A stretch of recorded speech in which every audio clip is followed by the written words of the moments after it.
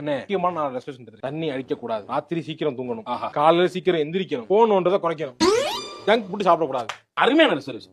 சூப்பர்யா. ஆமாண்ணே. ஏன் எவ்வளவு வேஸ்ட் பண்ண டைம்? போன வருஷமே இத ஃபாலோ பண்ணிருந்தா நேரத்துக்கு நல்லா இருந்திருக்கும்ல. எடுத்தேனே. போன வருஷமும் இதே ரெசல்யூஷன் எடுத்தேன் நானு. போன வருஷம் எடுத்த அதே ரெசல்யூஷன் இந்த வருஷம் எடுக்க. அப்பனா இது ரெண்டாவது வருஷமா? ஏழாவது வருஷம். ஏழாவது வருஷம். ஸ்மார்ட் போன் கைக்கு வந்து 7 வருஷம் ஆகுதுல எங்களுக்கு. இல்லப்பா அண்ணே 7 வருஷமா எடுக்கிறது. இந்த உலகம் நம்மள அப்படி கடைபிடிக்க விடுறது இல்ல.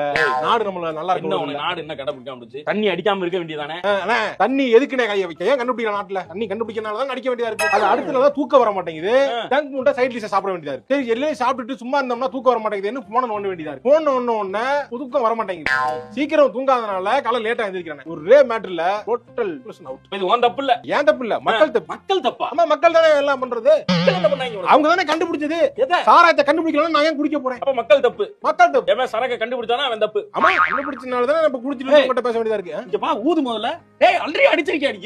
அடிச்சா என்கிட்ட பேசிக்கிறீங்க. அண்ணே பேசுனா போதை கொஞ்சம் இறங்கு. வீட்டுக்கு அப்படி நிதானம் எல்லாம் போனா அப்பா அடிப்பாரு. பேசிட்டு இறக்கிட்டு போவேன்னு கூப்பிட்டு பேசி. அதுக்கு நான் தான் கிடைச்சனா? நீங்க தானே வந்தீங்க.